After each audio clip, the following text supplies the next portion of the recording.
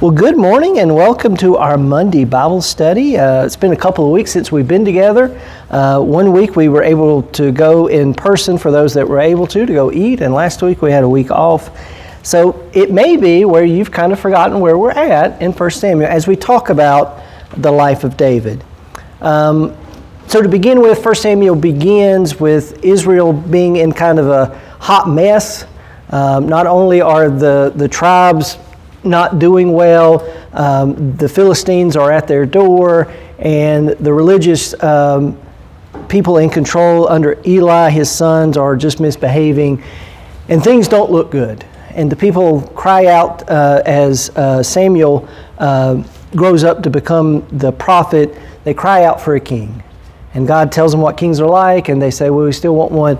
So we meet the first king, Saul. And at all appearances, Saul looks like a really good choice. He's from a wealthy family, he's tall, he's handsome, all those good descriptions. And at first, he looks like he could be the one.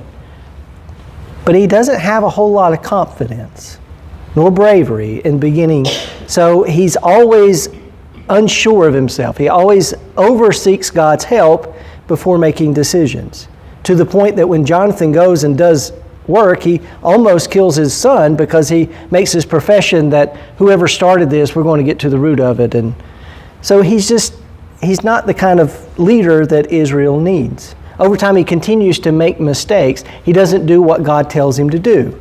We see that when he conquers a kingdom and he doesn't do what God's told him, and he keeps the king alive, and God says, because of this, it'll go to somebody else. We see the rise of David. David as from a poor family in comparison to Saul. He's not the top choice. He's the youngest of the sons. He's also a shepherd boy, a musician who will become a warrior. He gets into the court of Saul, and he's able to soothe Saul when Saul starts having these kind of crazy episodes where evil spirit comes upon him, and he's soothed by the music of David. And David and Jonathan welcome him essentially as family, and he becomes like a son. But as more and more success that David has as a warrior under Saul, the more and more the people love David, and the more jealousy happens with Saul. We even see that Jonathan sees in David something that Saul can't, that he will one day be king. And he essentially gives over his inheritance to David by giving him his royal robe. Everybody seems to understand that David will be the chosen one because God has blessed him through Samuel, except for Saul. And the more Saul resists David, the more fracture that the kingdom happens. To the point that we see several episodes where Saul tries to kill David, and each time David is able to escape. Finally, David is on the run. It's where we ended last week in chapter 22. And as David's on the run, he starts to amass a following. And guess who the following is? It's not the rich and the powerful. It's everyone who was in distress, everyone who was in debt, everyone who was discontented gathered to him, and he became captain over them. So David acquires an army of people that were being marginalized by Saul's kingship. Just like Samuel predicted that not everybody's going to be able to succeed in the kingdom, David is attractive to the people, one, because he's outside of Saul's rule, but also because he's more like them, and he understands them. Saul is increasingly more and more obsessed with David rather than ruling the kingdom. So the episodes that we will encounter today are a couple of episodes where David is on the run from Saul, and Saul is seeking to do evil to David, and we'll see David's response is not to do evil back. So as we go through these stories, they highlight for us some of the qualities of David. As we look at these qualities of David before his kingship, we'll have to ask ourselves later, does he still model these after he becomes king? And if so, what happens from one point to the other? We'll also see in David, in these stories, what could be the alternative way of being in power and rule from Saul, but also from others in leadership. And ask ourselves today, what does a good leader look like? So let's look at our stories today. David is out there running away. If you go back and you read chapter 22, you see David escaping. So he's on the run. He's a fugitive. So he's a shepherd. He's a musician, a poet writer. He's a warrior. And now he's a fugitive. So he's got all kinds of titles. Chapter 23 of 1 Samuel.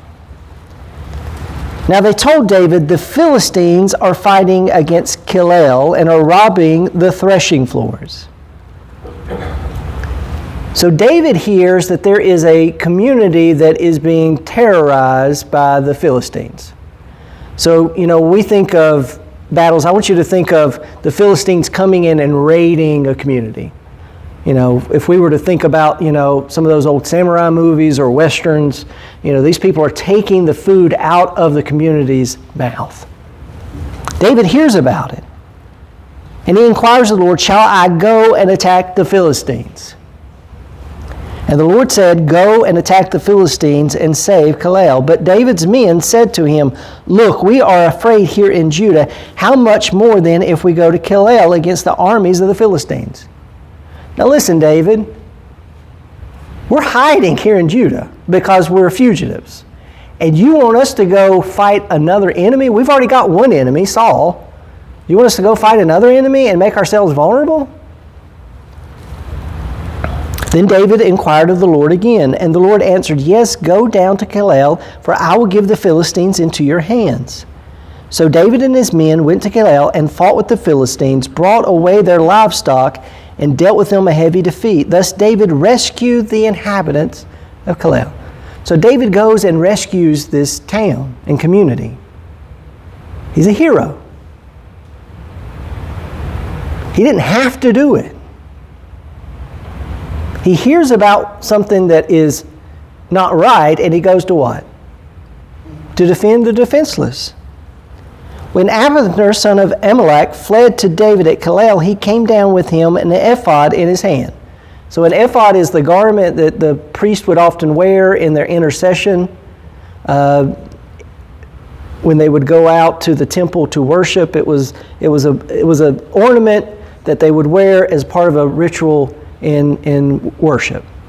Later on, kings would often wear it, but it was part of, oftentimes when they would do the Urim and Thummim, the casting of lots to determine God's will, they would wear the garments as a way of separating themselves from the people. And it was kind of a way to discern God's will. So when Amalek fled, he comes to Keilah, he came down with the ephod in his hand. Now it was told Saul that David had come to Keilah. So word has gotten to Saul that that's where David is. So somebody comes and tells him, and Saul said, God has given him into my hand, for he must shut himself in by entering a town that has gates and bars.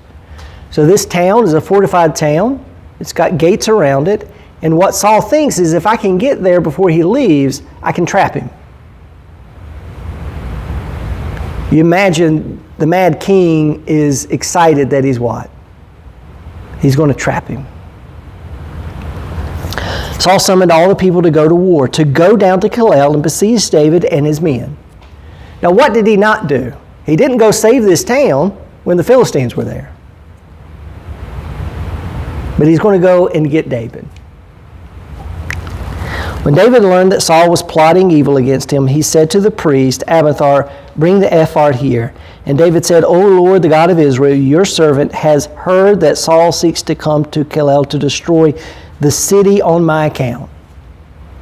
David's worried not about himself, but about what? The city he's just saved. The people there. And now will Saul come down as your servant has heard? O Lord, the God of Israel, I beseech you, tell your servant. And the Lord said, he will come down. Then David said, will the men of Keilah surrender me and my men into the hands of Saul? And the Lord said, they will surrender you. So he asked the second question, if they show up, will the people I just saved give me and my men over to save themselves? And God is honest, yes. Then David and his men, who were about 600, set out and left. And they wandered wherever they could go. When Saul was told that David had escaped from Keilah, he gave up the expedition. And David remained in the strongholds in the wilderness, in the hill country of the wilderness of Ziph. Saul sought him every day, but the Lord did not give him into his hand. So Saul seeks to do evil to David and gets an army up to go get David and these men. Instead of fighting the Philistines, instead of doing what he should be doing, he is mad, crazy, obsessed with finding David. To the point every day that's what he gets up and thinks about doing. Now, how can you rule if you're obsessed with what? An enemy who has done nothing to harm you.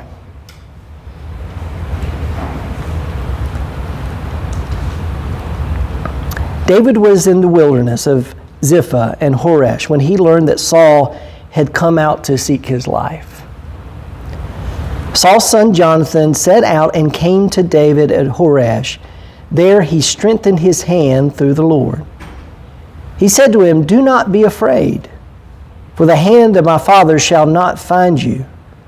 You shall be king over Israel, and I shall be second to you. My father Saul also knows that this is so.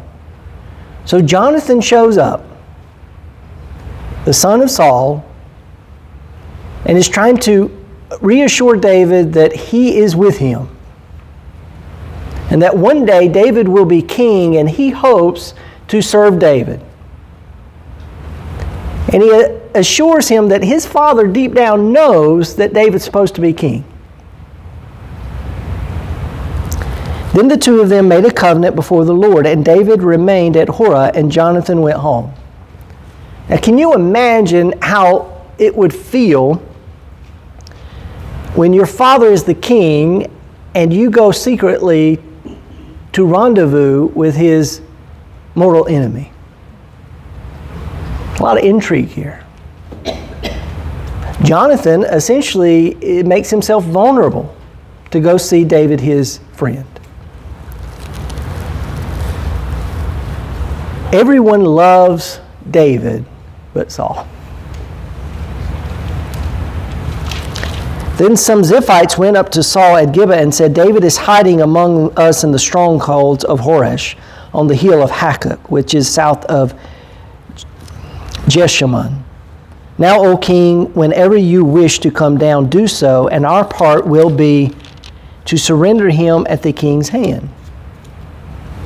Saul said, may you be blessed by the Lord for showing me compassion. Go and make sure once more, find out exactly where he is and who has seen him there. For I am told that he is very cunning. David gets word by the locals Saul gets word by the locals that David's hiding in the stronghold of these caves. Notice how he says, you've shown me compassion. Look around and learn all the hiding places where he lurks and come back to me with some information.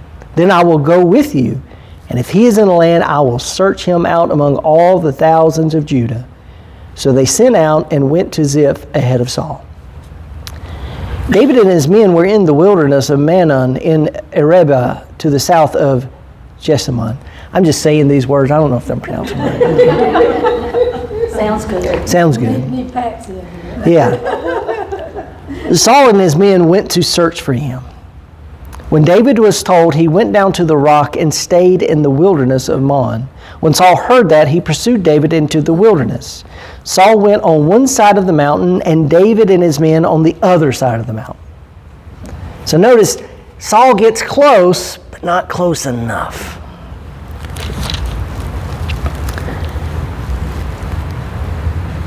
David was hurrying to get away from Saul while Saul and his men were closing in on David and the men to capture him.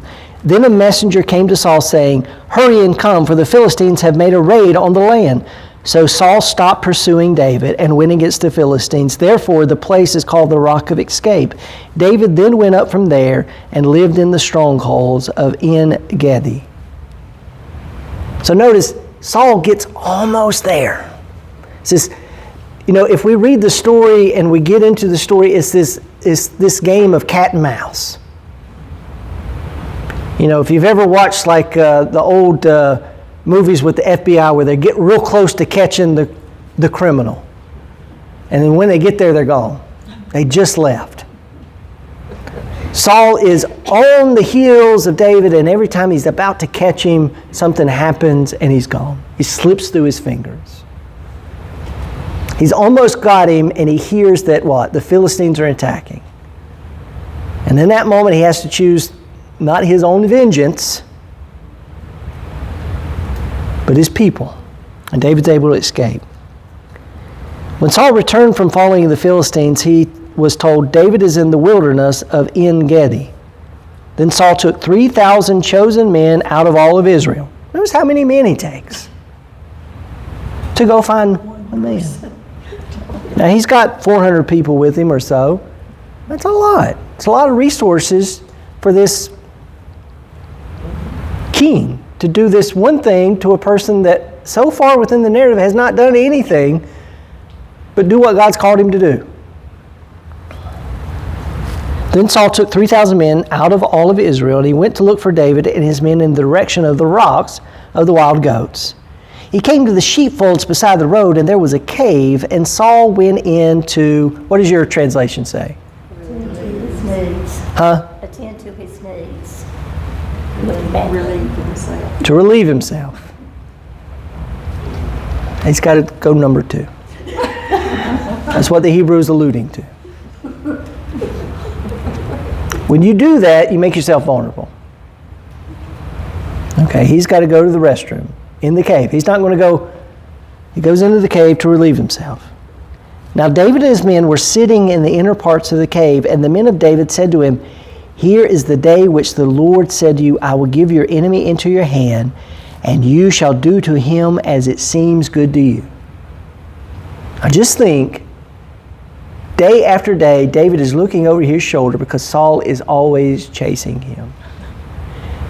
He is there in a vulnerable position, and you've got the upper hand. What will you do? Well, what would you do? What would be your first inclination? Let me solve the problem. I can go up and get him, and he could be gone.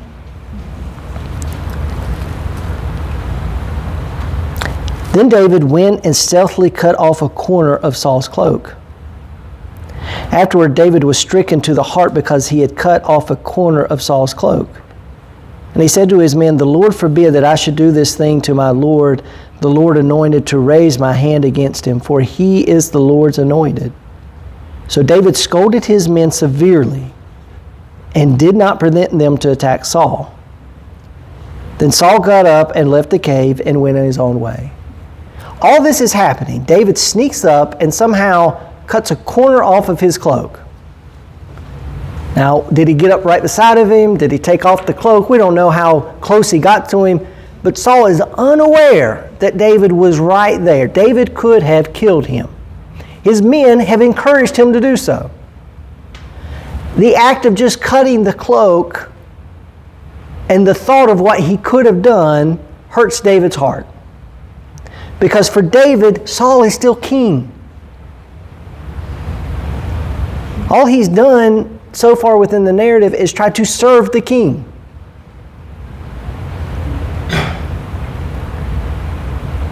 Saul means evil for David. David means good for Saul. Saul is unaware of what happened. He gets up and leaves the cave. Afterwards, David also rose up and went out of the cave and called after Saul. So imagine this scene. You've been looking for David for a long time.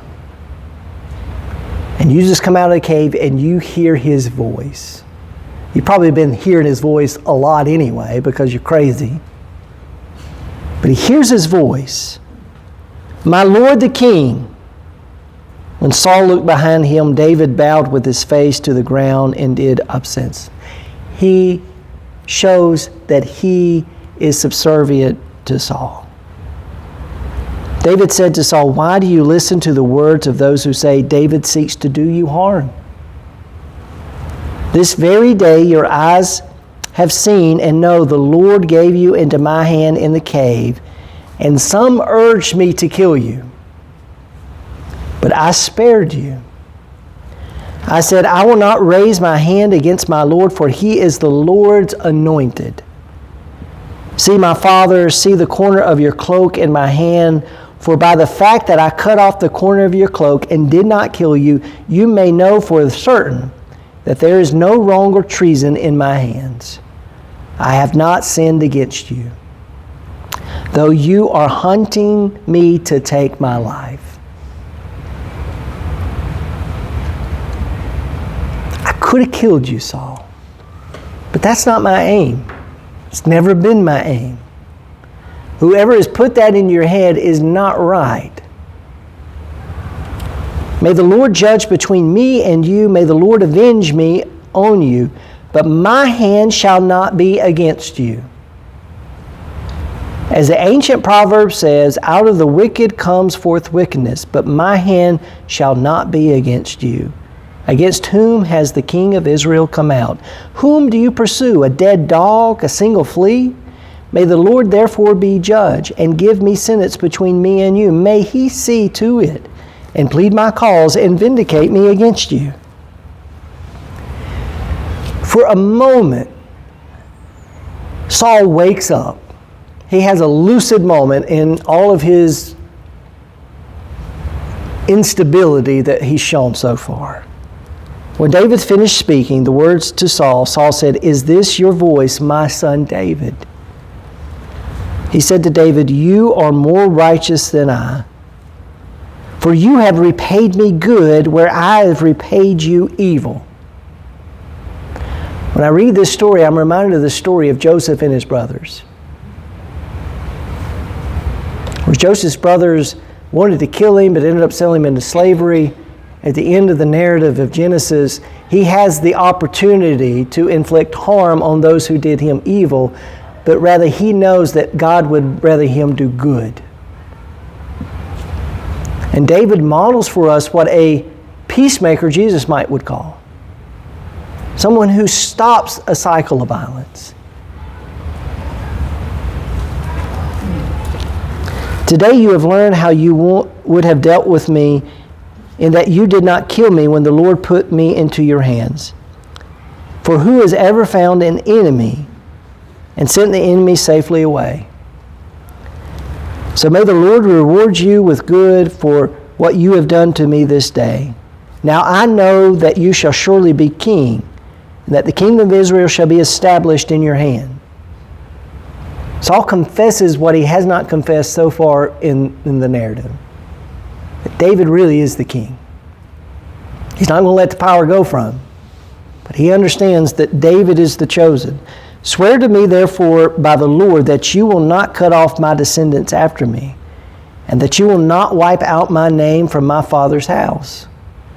So David swore to this to Saul. Then Saul went home, but David and his men went up to the stronghold. He's that close to him. And in that moment, he understands that David could have killed him. And for a brief moment in the narrative, Saul lets go. Now we're going to read another story not long after this that is almost a parallel story. So some commentators think that both stories circulated instead of choosing one over the other because they're so similar, that they kept both as kind of bookends. So Saul has not stopped pursuing David, but in the moment he's lucid enough to say, David, you're really the king. And one day when you are king, please don't kill my family. Because most times in the ancient world, if you were to take over a household, a royal household, you didn't keep the household alive because they might try to say that they are the rightful king. You go back and look at English history, you'll see that over and over.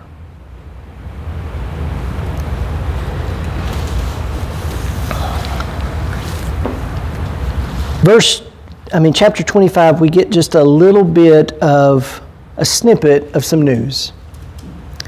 Now Samuel died, and all Israel assembled and mourned for him, and they buried him at his home in Ramah. Then David got up and went down to the wilderness of Paran. We get a note that Samuel, the last judge and the first prophet of Israel, is gone.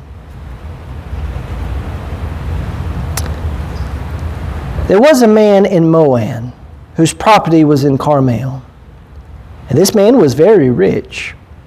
He had 3,000 sheep and 1,000 goats, and he was shearing his sheep in Carmel, and the name of the man was Nabal, and his name of his wife was Abigail. So you got a rich man. It's not just rich, he's exceedingly rich. And we're told that he has a wife.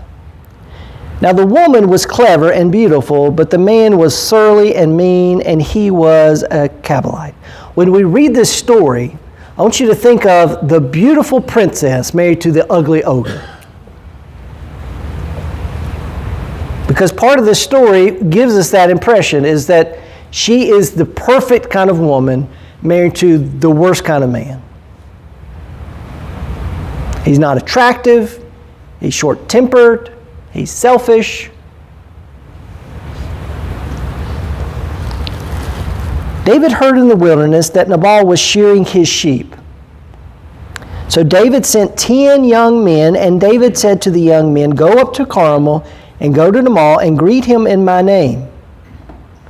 Now let's stop here. Who doesn't know who David is by now? The king's been after him. Everybody knows David one way or another. Either he's your hero or he's the outlaw.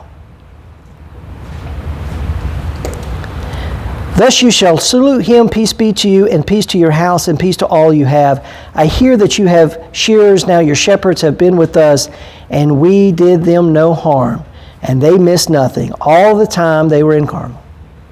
Listen, your shepherds were all around us this whole time. If we had wanted to, we could have went down there and stolen all we wanted from them. We've essentially given you protection. Wink, wink. Now here, we can read this two ways. Either David's really a good guy and he's made sure that these people, or he's asking for a little bit of protection, money, resources. His men are hungry. He's not going to pay for it. He's asking for it. We're not going to read too much into ethic of David here, because Nabal just shows no respect for David. And either way, whether he feared him or loved him, he should have done something.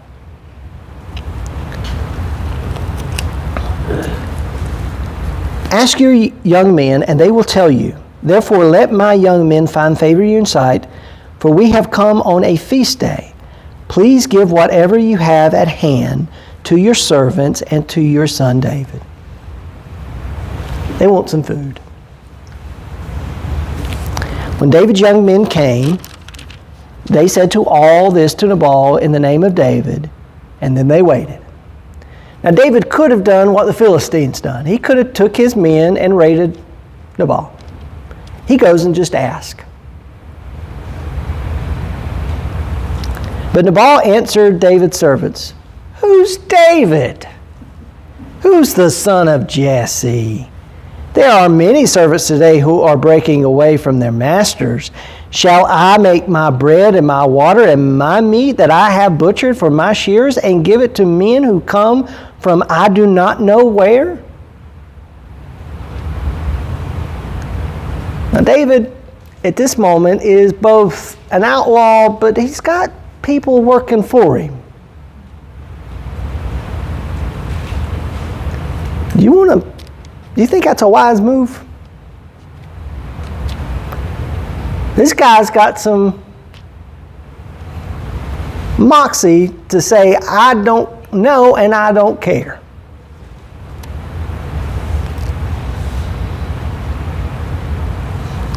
So David's young men turned away and came back and told all of this. And David said to his men, every man strap on his sword. And every one of them strapped on his sword. David also strapped on his sword, and about 400 men went up after David, while 200 remained with the baggage. David's going to take 400 men down to where there's just a bunch of shepherds. David could have done this to begin with, but he chose to ask first. David's upset because, guess what? This guy has disrespected him. But one of the young men told Abigail, Nabal's wife, David sent messengers out of the wilderness to salute your master, and he shouted insults at them. Yet the men were very good to us, and we suffered no harm, and we never missed anything when we were in the fields as long as we were with them. There were a wall to us both day and night, all the while we were with them keeping the sheep. Listen, while we were out there, David's men protected us from any other people that would have wanted what your husband had. And when they showed up, he insulted them. Now therefore, know this and consider what you should do, for evil has been decided against our master and against all of his house. He is so ill-natured that no one can speak to him.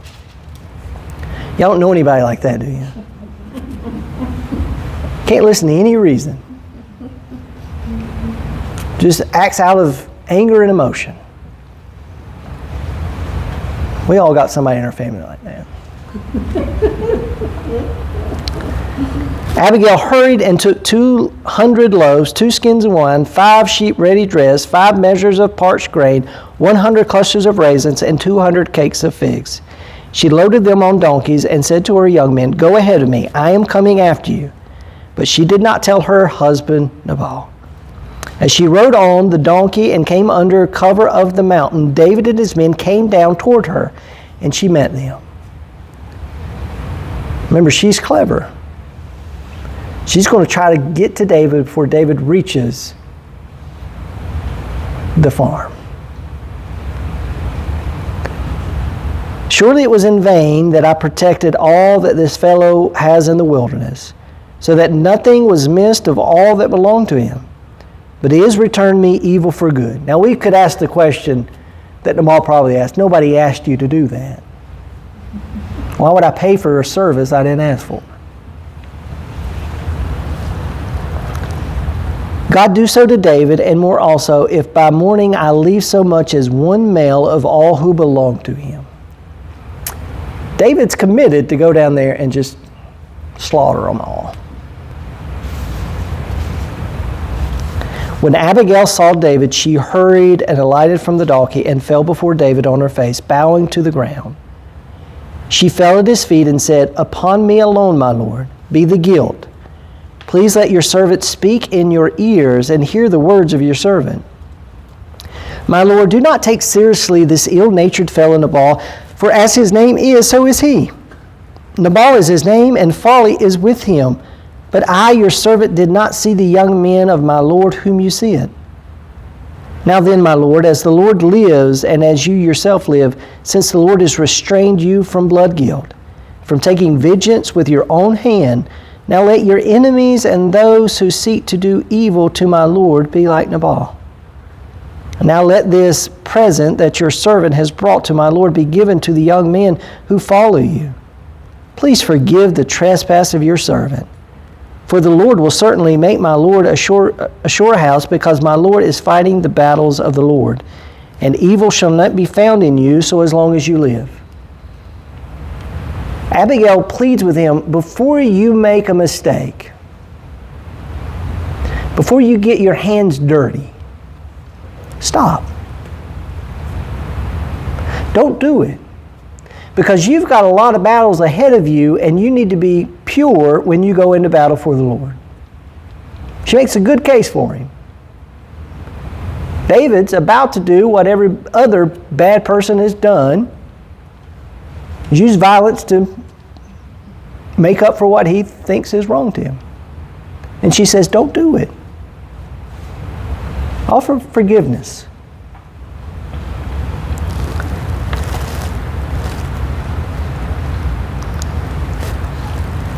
If anyone should rise up to pursue you and to seek your life, the life of my Lord will be bound to the bundle of the living under the care of the Lord. But the lives of your enemies shall sling out as the hollow of a sling. When the Lord has done to my Lord according to all the good that he has spoken concerning you, and has appointed you prince over Israel, my Lord shall have no cause of grief or pangs of conscience for having shed blood without cause, for having saved himself. And when the Lord has dealt well with my Lord, then remember your servant. There's going to come a day when you're going to remember this and you're going to be thankful that you didn't shed blood today.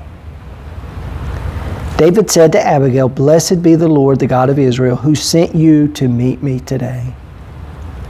Blessed be your good sense, and blessed be you, who have kept me today from blood guilt and from avenging myself by my own hand." This woman was able to stop bloodshed. We read about women in the Bible. Abigail has enough sense to understand that violence doesn't solve any of the problems.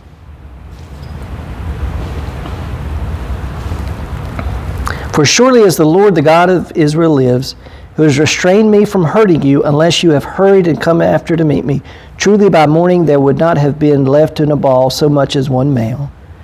Then David received from her hand what he had brought him. And he said to her, "Go up to your house in peace. See, I have heeded your voice and have granted your petition." And Abigail came to Nabal. He was holding a feast in his house, like the feast of a king.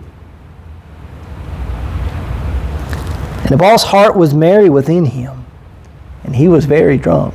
Can you imagine David's men showing up at this feast and just, nobody would have been prepared. He was very drunk. So she told him nothing until morning light. In the morning, when the wine had gone out of Nabal, his wife told him these things, and his heart died within him. He became like a stone. And about 10 days later, the Lord struck Nabal, and he died.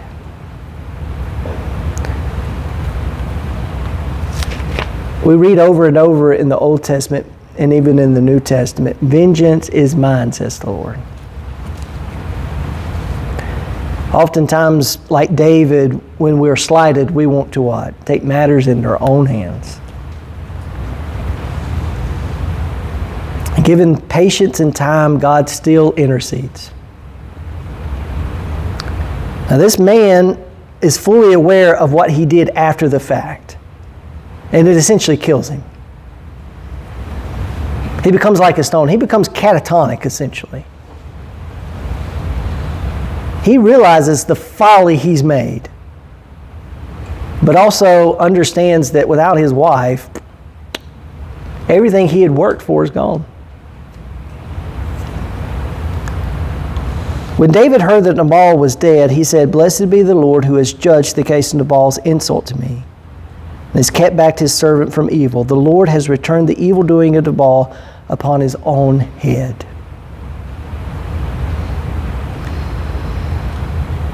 God doesn't need us to fight every battle for God.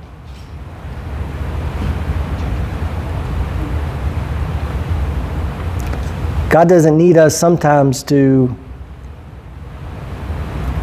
do what God can do on God's own timing.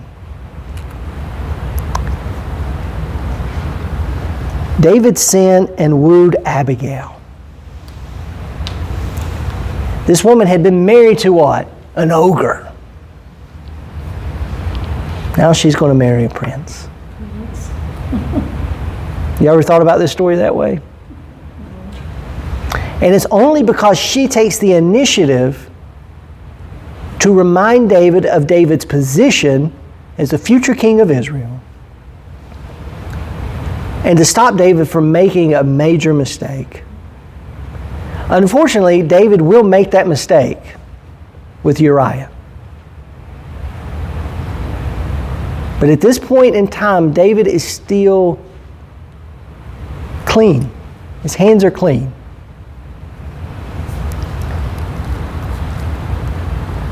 David's servants came to Abigail at Carmel and said to her, David has sent us to take you to him as his wife.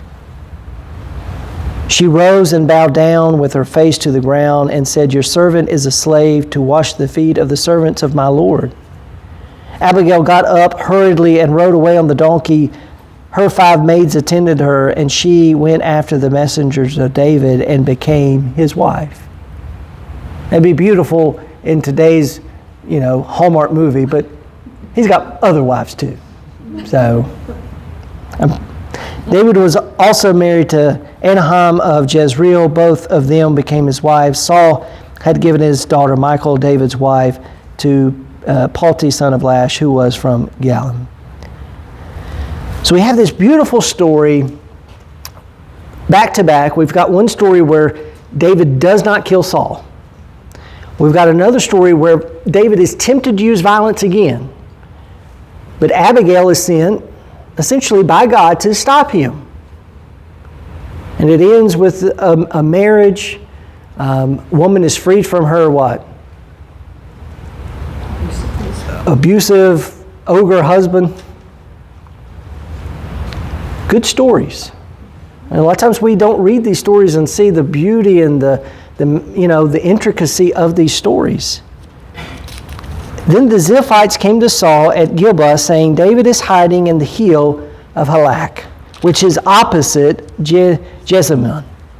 So Saul rose and went down to the wilderness of Ziphac and 3,000 chosen men of Israel to seek David in the wilderness. Saul encamped on the hill, which is opposite beside the road, but David remained in the wilderness. When he learned that Saul had come after him in the wilderness, David sent out spies and learned that Saul had indeed arrived. So we've already been told earlier that Saul's kind of just given up here. But here's kind of a bookend story in between of another story where Saul is what? He's ready to take David down again. Maybe there are independent stories, maybe Saul just can't let it go. Sometimes it's hard to let go of those kind of things that kind of get in us and plague us. We think we're over it and then it comes back. Sin can do that. Then David sent out and came to the place where Saul had encamped. And David saw the place where Saul lay, with Abner son of Ner and the commander of his army. And Saul was lying within the encampment, while the army was encamped around him.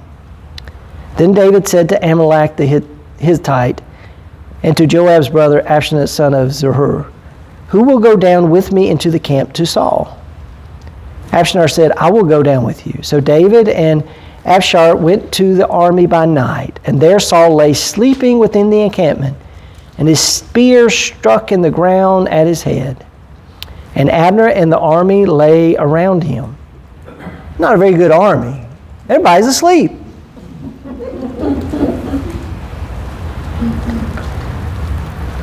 Abishai said to David, God has given your enemy into your hand today. Now therefore let me pin him to the ground with one stroke of the spear. I will not strike him twice. Listen, I can just take him out right now. It's like a sniper. I got him. But David said to him, do not destroy him. For who can raise his hand against the Lord's anointed and be guiltless? David said, as the Lord lives, the Lord will strike him down, or his day will come to die, or he will go down into battle and perish. The Lord forbid that I should raise my hand against the Lord's anointed. But now take the spear that it is his head, and the water jar, and let us go. So David took the spear that was at Saul's head and the water jar, and they went away. No one saw it or knew it.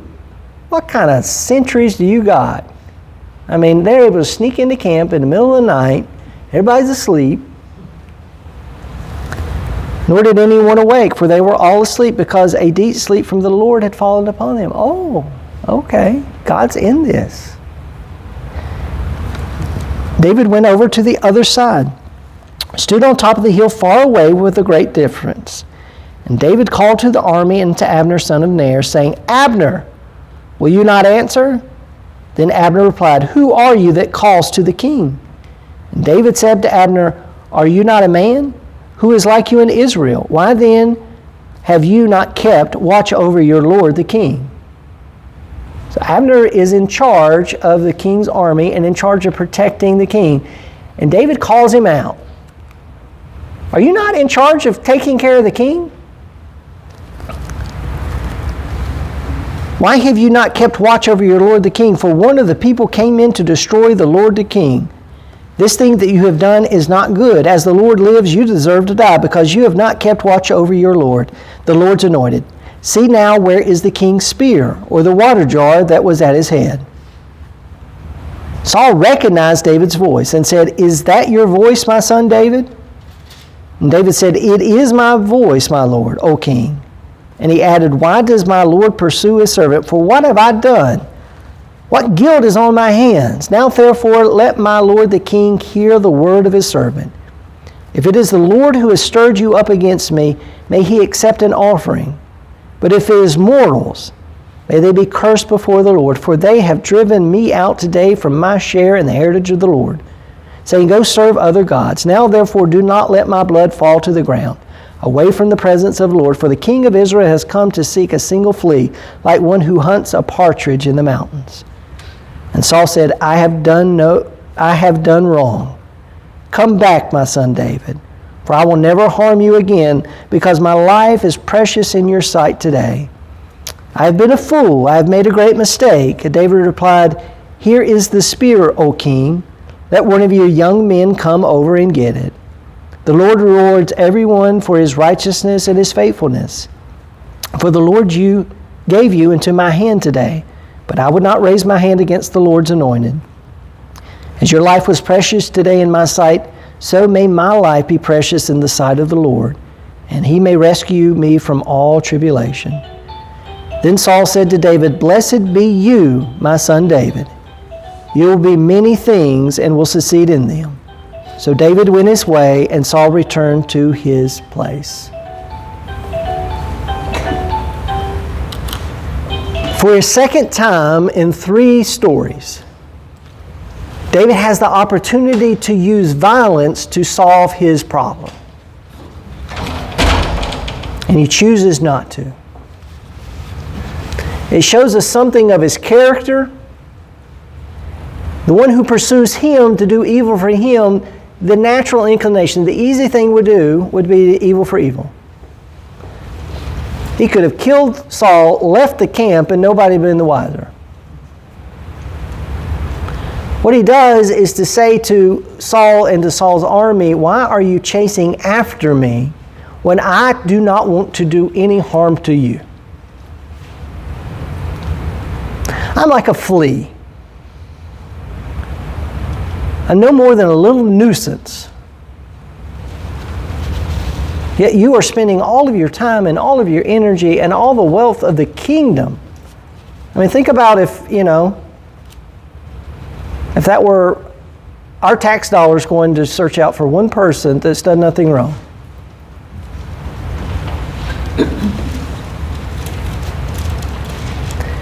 David is trying to let bygones be bygones. He wants peace.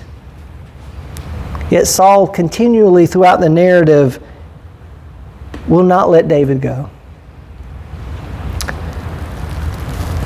We'll stop there today. I hope that you will continue to read. We will pick up in chapter 27. David is not just a fugitive, but David will become a mercenary in our next story as he sells himself out for the enemy, which is an interesting take on David. He becomes a vassal to the Philistines. Let us pray. If y'all have any comments or questions, we'll talk about those. Gracious God, we thank you again for today. We thank you that we can be together to study your word, to reflect on the story of David. God, we live in a world that is full of violence. Violence that we see on the big world stage between nations and nations, all the way down to the violence that happens within families. Jesus tells us over and over again to be peacemakers, to give good rather than evil, to love our enemies and to pray for them, and to forgive. God, that is counterculture to everything in our world today and everything in the world previous. Yet your kingdom is so much different than the kingdoms of this world. And you've invited us and called us to be a part of that kingdom and to live the kingdom ethic out in the way that we live. God, we're thankful for the stories of David we read today that remind us that there is possibilities. Possibilities for those not just in power but for ourselves. To seek good for the people that do us harm. And to keep our hands clean in the midst of a world where so many hands are unclean. God, guide us, direct us, bring us back together. We pray all of this in the name of Christ our Lord. Amen.